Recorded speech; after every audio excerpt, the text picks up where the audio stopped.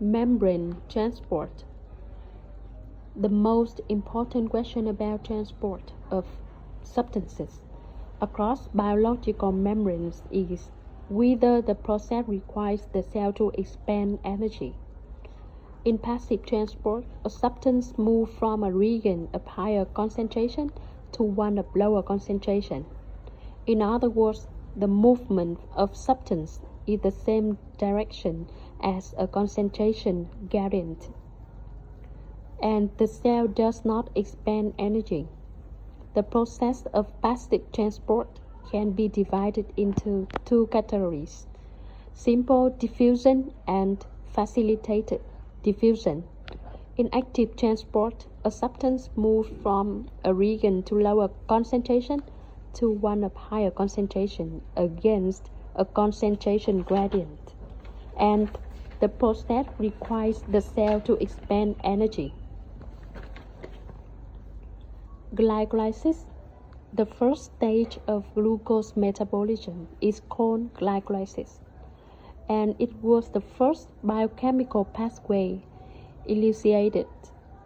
Glycolysis is an anaerobic process that by itself yields only 2 molecules of ATP.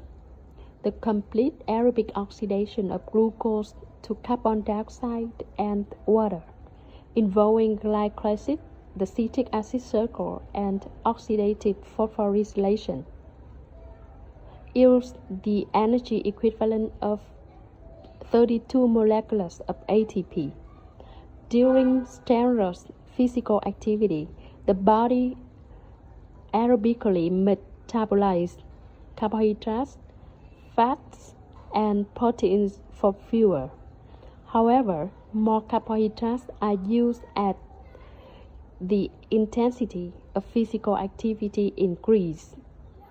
In sudden bursts of energy, such as in 400-meter dash, the body uses carbohydrates faster than it can process them aerobically.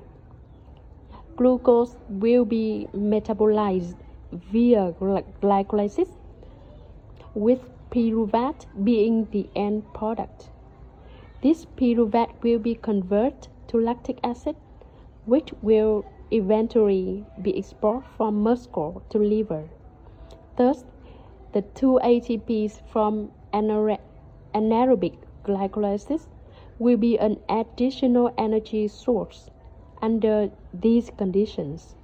Under aerobic conditions, the main purpose of glycolysis is feed pyruvate into citric acid cycle, where further metabolic steps will give rise considerably more ATP.